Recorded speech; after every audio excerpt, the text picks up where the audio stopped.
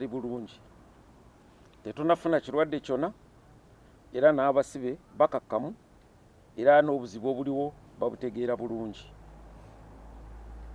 Nze kwongerako eddoboozi ku bannange ku kintu kino nti ekirwadde kino kikyayeyongera, olaba buli lunaku enamba z'abalwadde zeeyongera.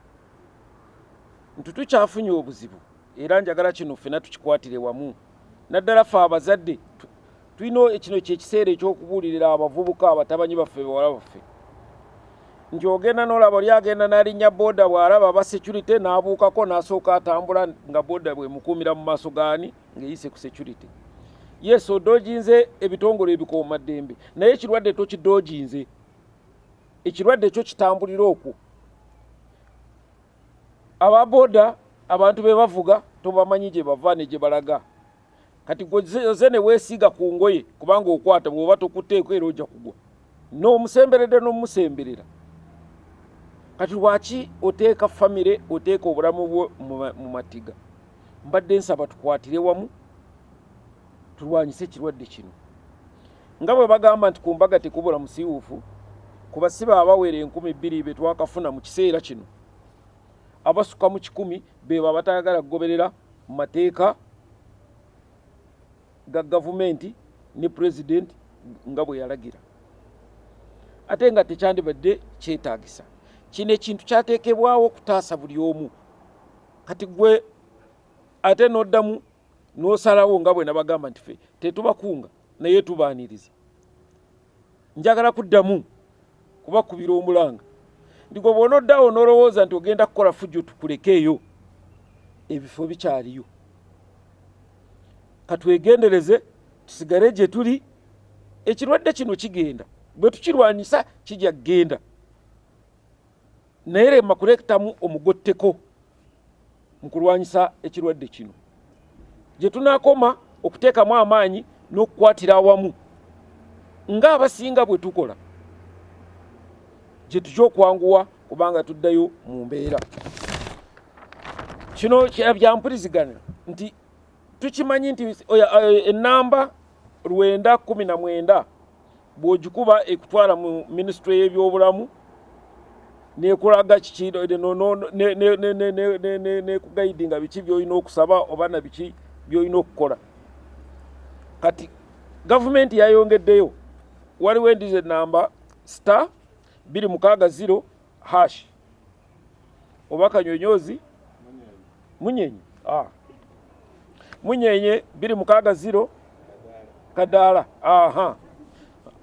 Bakafulu bali kumpi. Enamba eno bw'ogikola ejja kukulaga biki by'oyagala. Oba oyagala namba ya RDC, oba oyagala kumanya biki ebifa ku district yo, oba oyagala kuba ripooti mu liranwa oyina bw'omwekengera.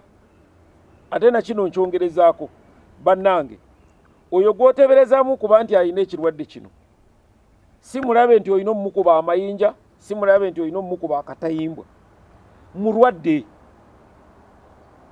muyambe, tegeeza ebitongole ebikuumaddembe, tegeeza ekitongole eky'ebyobulamu kubanga oyo mulwadde alina okutaasibwa. Ate bw'otamutaasa ekirwadde kino kikola ki? Kitutambulamu ffenna.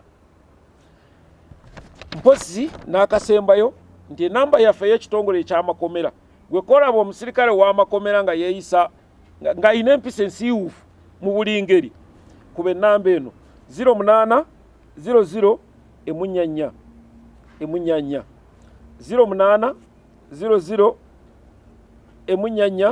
emunyanya oba 144. Bw'ogikuba ennamba eno ojja kuddibwamu era tujja kudduka bunambiro tukangavula oyo bwe kikwatako ku lw'eggwanga ne Katonda. The newest established prison and its capacity by world standards of 3.6 square meters per person can accommodate 3,000 inmates. It actually has 10 wings. We have only cut off one wing of 1,000 to become a hospital for those who will be admitted, but God forbid we don't expect that. That those members of the University of Understanding are still calm and understood the circumstances. So the situation is very normal. It's only unfortunate that out of about 2,000 new entrants whom we have received, slightly above 100 are violators of the presidential directive, and the majority of whom are youth. We shouldn't be here talking about violating the regulations and guidelines supposed to save them. And I want to appeal to the public that please, let's abide by the rules and the regulations and the laws until we are safe. If we are not seeing every the other day, the numbers of the cases are increasing. Now we are at 52. We don't know where we shall be standing in about 1 week from now. For us who are reading different texts, it is indicated one of those is a boda guy. And unfortunately, I have observed when I'm moving, those of us who are impatient use the boda. The moment you sight security, you hop down, you hop off, then you walk, the boda passes and waits for you in front. Yes, you have dodged the security, but you have brought yourself close to death. Let's not do these things because security is on the lookout. Let's do these things because of what is prevailing. The coronavirus is one of the most deadly diseases, if you have realized it. In the last about 100 years, it is the first disease spread throughout the world. Why do you think you are outsmarting a police officer, an LDU, a prisons officer? You are forgetting that you are not outsmarting this person you are holding on to as a boda rider.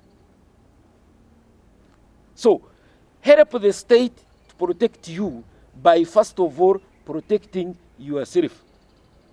The more you think you are cutting corners, is the more problems you are bringing to yourself. Unfortunately, after doing that, when you go home, you don't even reveal to your people that I have been moving on a boda.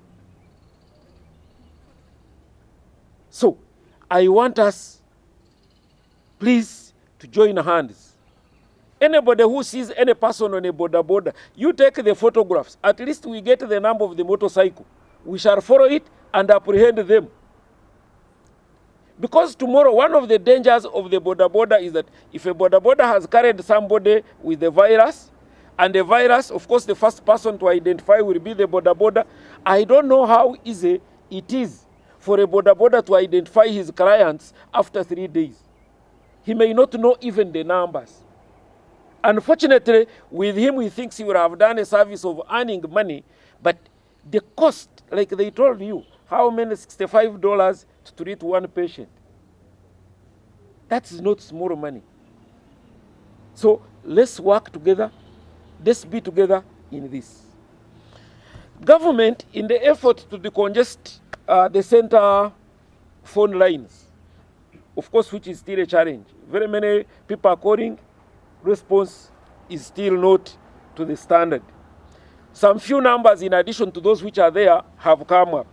One, you know the original number of 919 by Ministry of Health. In fact, I should also emphasize this. The person who you think has come from somewhere or you suspect to have the conditions that look like the virus is not a judgment or a death sentence that you should beat him or her to death. That person is sick.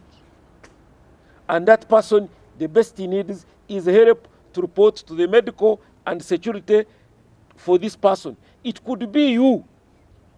As you are busy beating this one, tomorrow the signs can come on you. What do you expect people to treat you like? Do unto others what you wish to be done unto you. So apart from 919, we have a new number, *260#. When you ring that number, it gives you a number of things. One, when they will tell you that when you press 1, it gives you the request for a COVID-19 test. It will tell you that when you press 2, it gives you a chance if you want to report a COVID COVID-19 case. If you press 3, then it gives you the district COVID-19 district personnel for information. When you press 4, it lists for you the centers of COVID-19. When you press 5, it gives you the RDC's contact. And when you press 6, it gives you the chance to ask for alerts concerning this disease.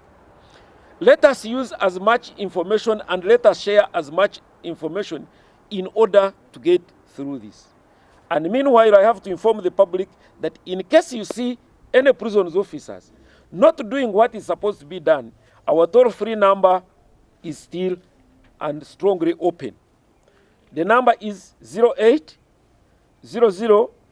144 144.